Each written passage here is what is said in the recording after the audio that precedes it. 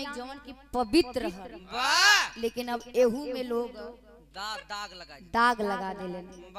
गीत कहा भैया, अरे भैया मेरे, अरे भैया मेरे राखी बंधन को ना भूलाना,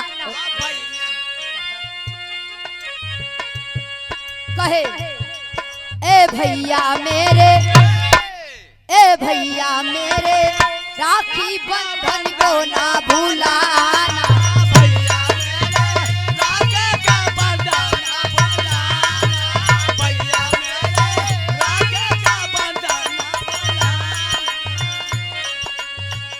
गीत के लाइन बा भाव दिहल गए। सुशीला जाई के उ लड़किया से पूछत बा का, ए बेटी मेरी, ए बेटी मेरी नाम के अपने तू बताना,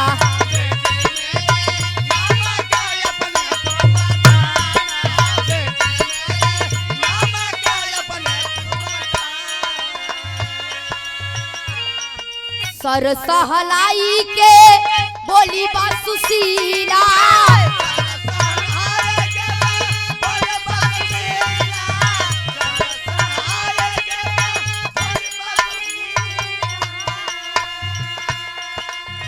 पापा के नाम गाँव कवन तो हर जिला,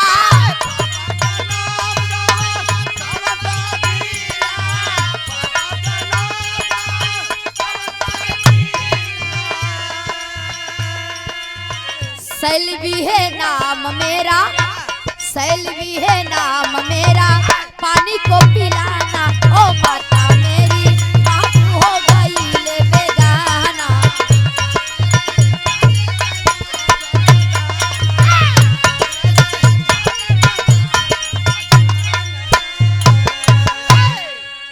जाकर सुशीला पूछे लगी, बिटिया हई मथवा पे हाथ फेर के कहे लगी, बिटिया आखिर तू कहाँ से आइल बाड़ू?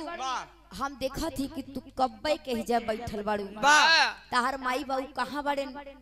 सैलवी रोवे लगल, कहे माई, अहे माई हम यहाँ माई बाबू के संगे आई रहे। माई बाबू कहलन, बिटिया है जे बैठल रहा, हम आवत है तो तोहके ले आई कि चलब, लेकिन पता नहीं कहाँ चल गईलन, अभी तक ना अइलन।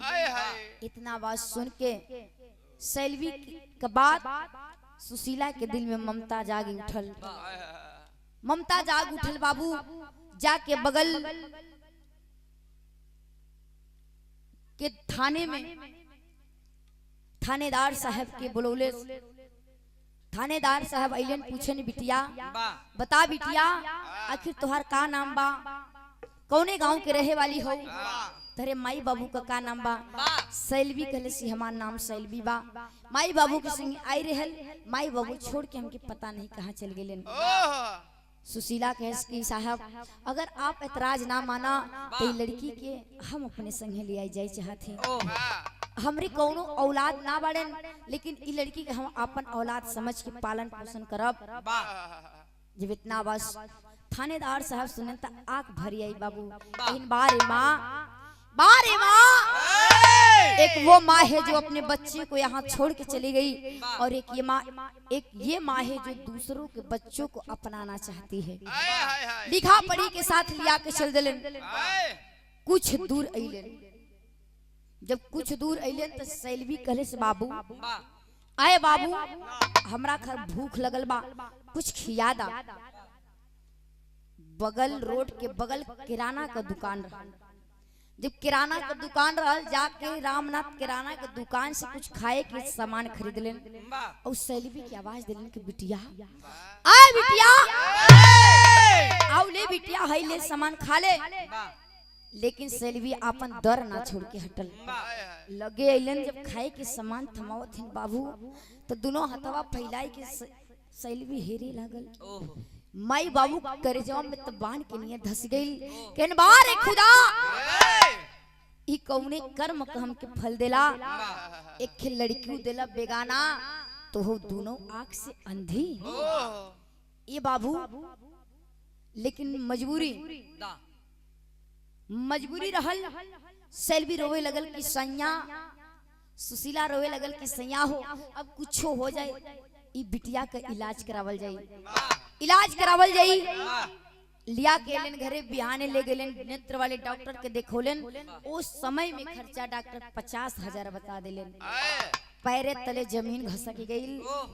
सोचे लगन कि गरीब आदमी अगर सवेरे भोजन बनेला तराज के सोचे के पड़ेला कि अब का बनी, हम 50,000 रुपया कहाँ से लाई। सुशीला के सैया जवन थोड़ा बहुत जमीन बचल बा, जगह जमीन बेच के बिटिया का इलाज करावल जाई। बिहाने ले जाके एडमिट कर दिए। ऑपरेशन भइल। जब पट्टी खुलल बाबू तो होत का बा बिरहा में टेरी के लाइन दिहल गई।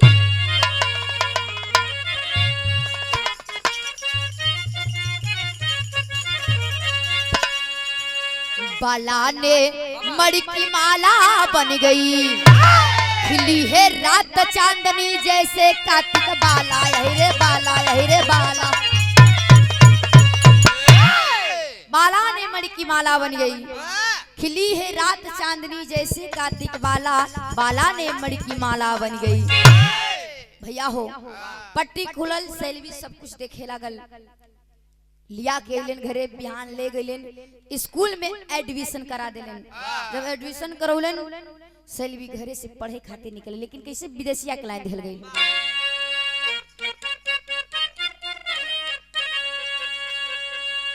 किन्नी सदिन महलिया से जाली ई सकुलिया हो, ममता के प्यार खाती रहली बिटियावा। ज्ञानी के गठरिया के खुलली दुअरिया हो, क्लास में नंबर 1 पे रहे सथनामा।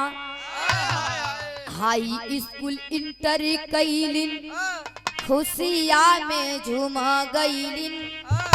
माता पिता के निसदीन बड़े लागल मनावा। भैया हो घरे से पढ़े निकले, माई बाबू को सुबेरे सुबेरे चरण छू के स्कूल जाए। धीरे धीरे समय बीतत गई। हाई स्कूल इंटर कर लेलिन, पढ़ाई फाइनल भइल। ए बाबू जब पढ़ाई फाइनल हो गई तो नेत्र वाली डॉक्टर बने के डिग्री निकल। जब डिग्री निकल तो होत का बाबू बिरहा में पहपट के लाइन दिहल गई।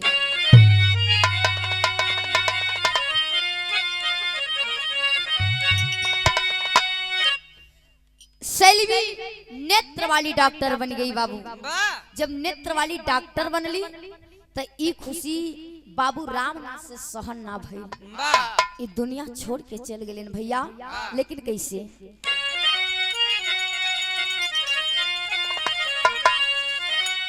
अरे पढ़ा लिखा के डॉक्टर उसे बनाए मनवा बाउरबा। अरे पढ़ा लिखा के डॉक्टर उसे बनाए मनवा बाउरबा। अरे घर में बैठे खा ले दूध मलाई मनवा बाउरबा।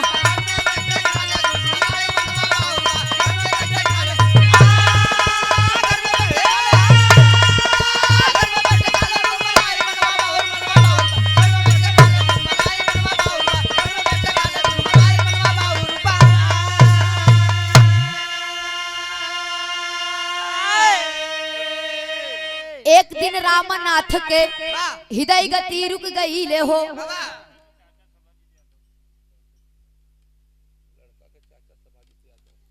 और हमारे भैया लड़का जी का शादी पड़ल बा। अनिल भैया के चाचा जी सभाजीत यादव, चाचा जी की ओर से 100 रुपए का पुरस्कार आशीर्वाद की चाह रही। एक दिन रामनाथ के हृदय गति रुक गई ले हो। साथ में बिटिया सुशीला रो रो के पगलई ले हो। अरे बीच धारा में नैया गई समाइल मनवा बाउरबा।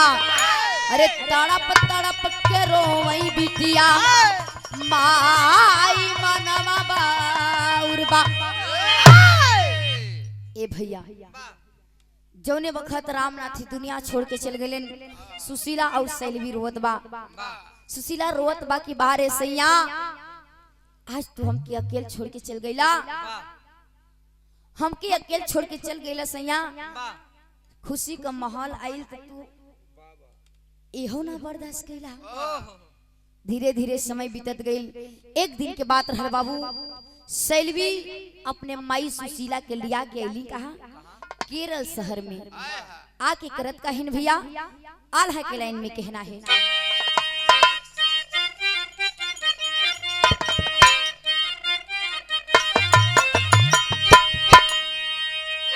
बिटिया के दाना दुनिया में सबसे भारी है भैया।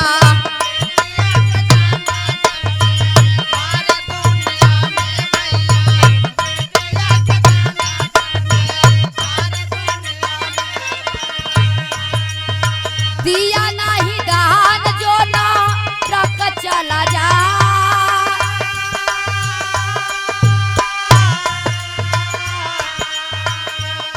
नेत्र विशेषज्ञ बन के केरला शहरिया में अवली। साथ महतहरिया के रहलिन होलिया।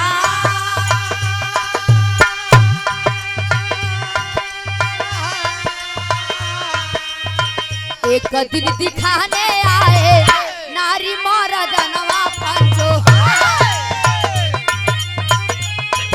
मरदा के नारी रहली न हथवा हो धरा।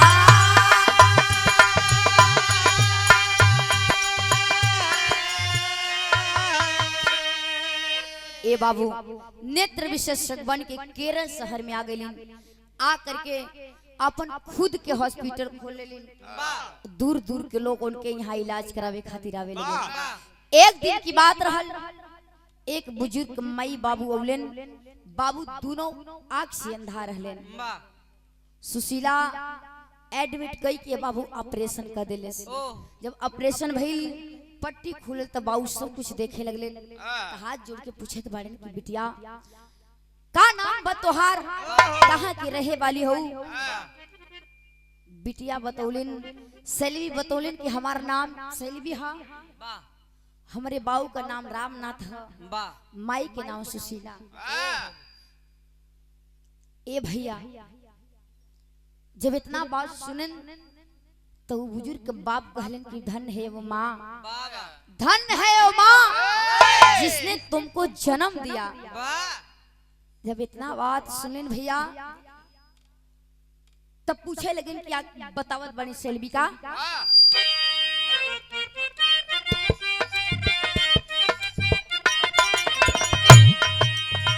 जवन रूप के रहला उ है बचपन के रूपवा मेरा। सुन के मरहदावा गा गल चकरा।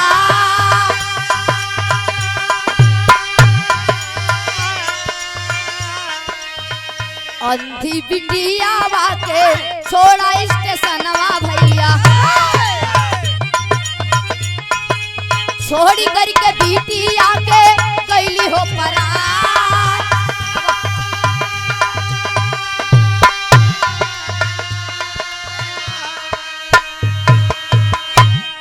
ए भैया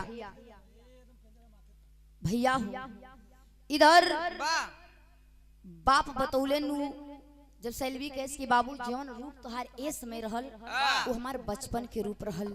जब हम 5 साल के रहे तब जब इतना बात तो बुजुर्ग बाबू सुनलन तो सोचे लगन कि हमहू तो अपने बिटिया सैलवी के 5 साल की उम्र में मधुर स्टेशन छोड़े रहे अंधावस्था में। इतना बतिया कहते रहे भैया तब ले महलिया से माई सुशीला का आगमन भइल। माई गेटवा तर खड़ी हुई के सुने लगी। उ मर्द जवन बात करे से माई मिलावे लगली कि हमहू सैलवी के मधुर स्टेशन पाए रहे वो अंधा अवस्था में।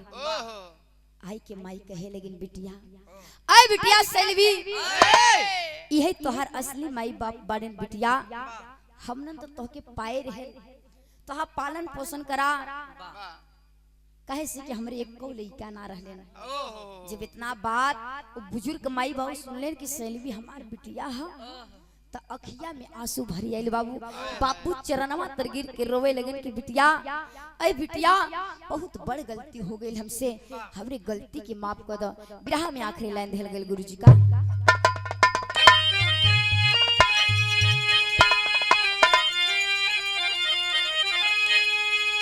अरे अपने जीवन के कई डाला हम मटिया तो हमसे भूला होइगा भारी सुनाए बिटिया।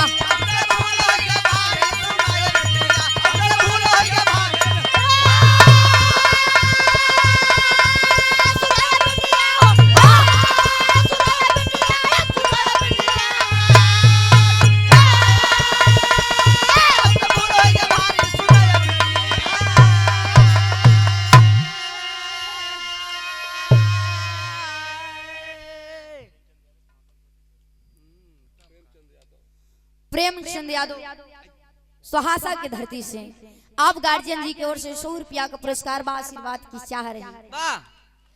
5 वर्ष के उम्र में छोड़ा मधुर स्टेशनवा, तब से मेरे दिल के अंदर बढ़ गई भारी टेंशनवा।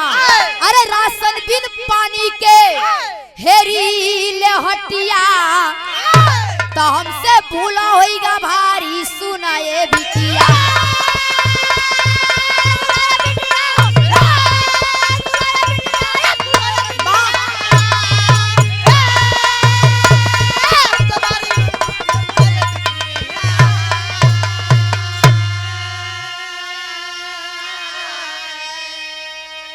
बाबू हाथ जोड़ के खड़ा हो गए कि बिटिया बहुत बड़ भूल हो गई हमसे, जब से तोहके छोड़ के अली तब से खोजत बाड़ी लेकिन आज तक तोहर पता ना लगल रहल, माफ कर दे बिटिया।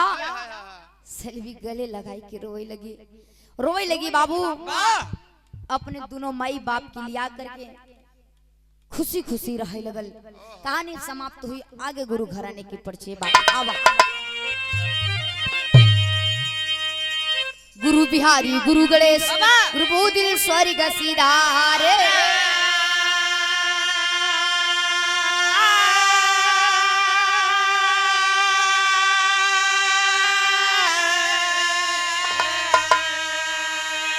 अब कथन किए कवि उदयराज विजयी पाव पखार।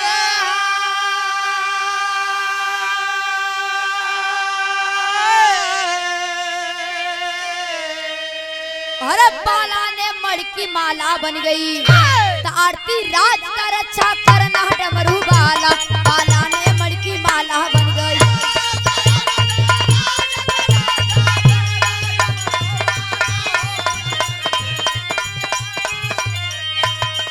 मेरे देश की धरती सोना उगले उगले हीरा मोती। मेरे देश की धरती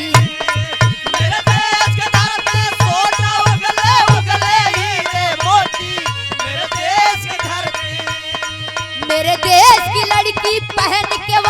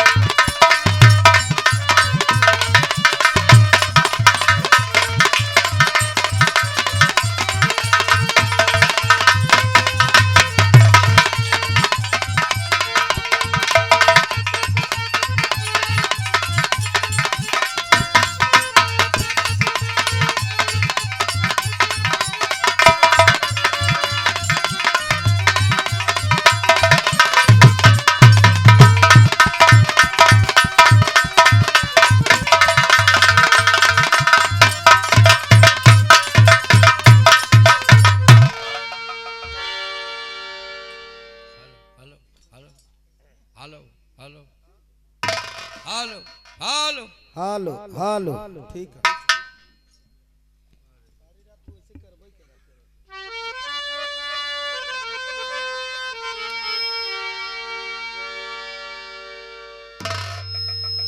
हालो बहुत सुंदर बिरहा आप लोग सुने। सवेर के समय भी हुई गवा बा, ब्रह्म बेला के समय चलत मास्टर साहब से बजावा काक लाइन भजन उजन।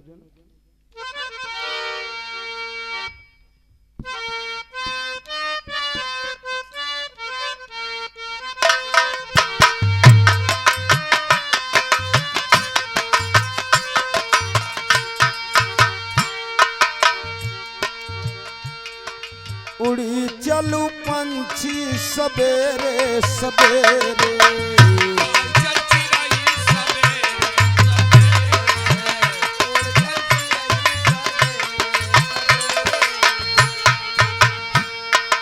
ये बगिया में कोई नहीं अपना,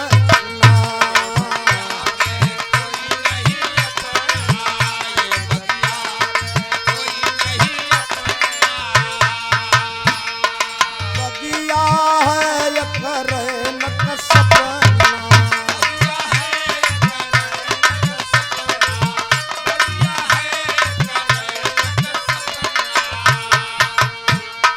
चारा दिना कई हम हलाया डेरे, आओ चली चिरई सवेरे सवेरे।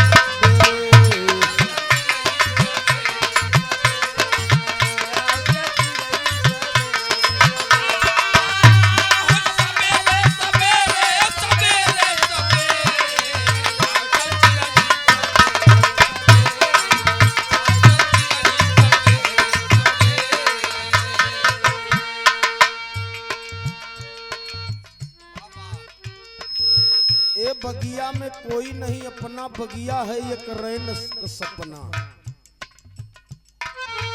संसार में बताया गया मानव की उत्पत्ति हुआ, 5 तत्व से काया बनाया गया। काया छित जल पावत गगन समीरा, पंच रचिते है अधम। इंसान के अहंकार घमंड नहीं जाता है। लोग कहत ही आज भी कि एक दिन जाना सबके हालो हालो हालो हालो। कैसे रहा वैसे रहा तो भैया गवत ढेर रही के थोर हो भैया। हालो हालो वही पर कम कह दे, बेस मत दे, ट्रबल वही रच के दे रहा, बस एकदम सही बाजा पा है तो ठीक है। बच्चा बढ़ा बढ़ा ना।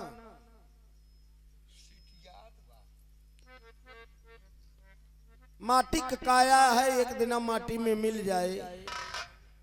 इंसान अहंकार में अपने बाहे है, संकेत दिया जाता है